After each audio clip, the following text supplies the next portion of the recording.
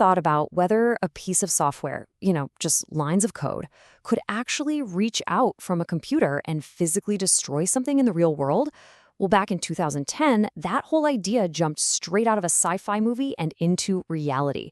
Today, we are going deep on Stuxnet, the world's first true digital weapon. It was a ghost in the machine that literally changed the face of warfare forever. All right, so our story kicks off not in some hacker's basement, but deep inside Iran's super high-security Natanz uranium enrichment facility.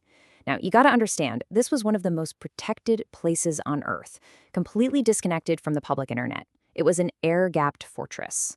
But inside, something was going very, very wrong.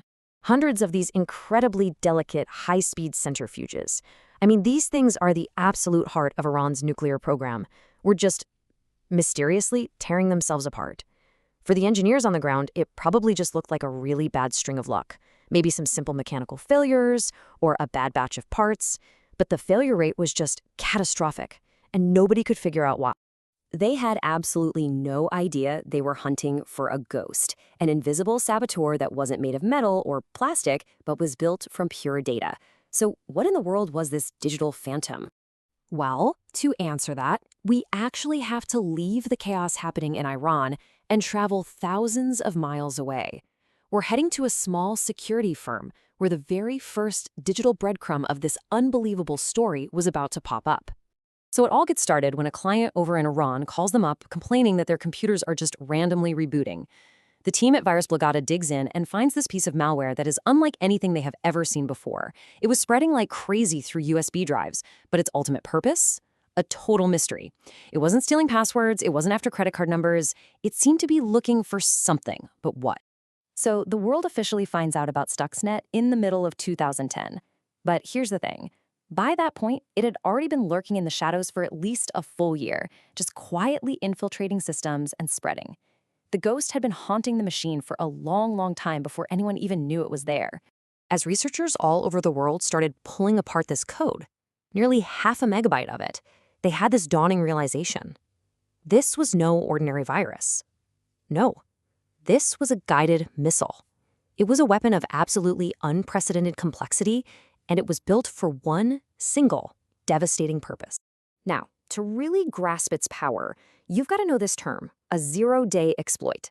Basically, it's like a secret key, a hidden backdoor into a piece of software that nobody, not even the company that built it, knows exists. These things are incredibly rare and extremely valuable. Most super sophisticated malware might use one. Stuxnet, it used 4, an unheard of 4 different 0 days just to spread itself around. And Stuxnet wasn't just spreading through your typical office computers. No, it was hunting for these things, PLCs, or programmable logic controllers. You can think of them as the tough industrial-grade brains that run physical machinery. They're what tells the centrifuges how fast to spin, and Stuxnet was designed to hijack their minds. The attack plan was a work of digital genius. Okay, so first, Stuxnet breached that air-gap fortress by hitching a ride on an infected USB drive. Simple, but effective. Once it was inside, it unleashed those 4 0 days to spread like a wildfire. Then the hunt began. It silently checked every single computer, looking for a specific model of Siemens software that controls those PLCs.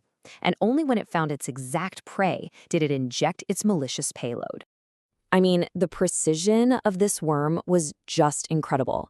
It was programmed with a specific way in, a single Siemens PLC model as its only target, and an exact physical goal: to mess with the centrifuge motor speeds, cranking them up to dangerously high frequencies, and then dropping them way down low, creating these stresses that would literally tear them apart from the inside over time. But you see, causing all that destruction, that was only half the mission. The true genius of Stuxnet, and this is the part that makes it so chilling, was how it committed the perfect crime.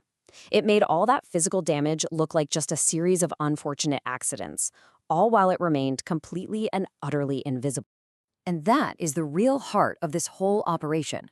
The attack wasn't just a brute force smash and grab job. No, it was a sophisticated illusion, a digital sleight of hand designed to fool the very people who are supposed to be monitoring the entire system. So here's how it pulled it off. It's just brilliant. First, after infecting a PLC, Stuxnet would do nothing. It would just watch and record, learning what normal operation looked like for about a month. Then it would launch its attack, subtly changing the spin rates. But, and this is the amazing part, while the centrifuges were being violently shaken to pieces, Stuxnet would play back that normal recorded data to the operator's screens. So they saw green lights, steady numbers. They were completely blind to the chaos that was unfolding right in front of them. And the result of this invisible sabotage? The destruction of an estimated 1,000 of Iran's uranium enrichment centrifuges. A devastating physical blow dealt by a completely intangible weapon. You know, Stuxnet's discovery wasn't just another news story. It was a paradigm shift. It proved, for the first time, that cyber warfare wasn't just about crashing websites or stealing data anymore. It was about causing real, physical destruction. A digital Pandora's box had been thrown wide open, and the world was just not prepared for what flew out. So you might be asking, if it was so perfectly designed, why was it ever discovered? Well, because its creators got a little reckless. They built in so many aggressive ways for it to spread that the worm eventually escaped the confines of Natanz and just proliferated wildly across the globe. It infected millions of computers from India to Indonesia. But because it was such a precision weapon, it didn't harm any of them. It just revealed its own existence to the entire world. And that, of course, leads us to the ultimate question. Who did it? I mean, the sheer complexity, the cost, the need to have actual physical centrifuges to test this on, it all points to a nation-state. The most widely held theory, the one supported by most intelligence and military experts, suggests it was a joint operation by the United States and Israel. Other theories point to Russia or China, but officially, no one has ever raised their hand and admitted to creating Stuxnet. And this quote from journalist Kim Zetter just perfectly sums up its legacy. Stuxnet crossed a boundary that had never, ever been crossed before.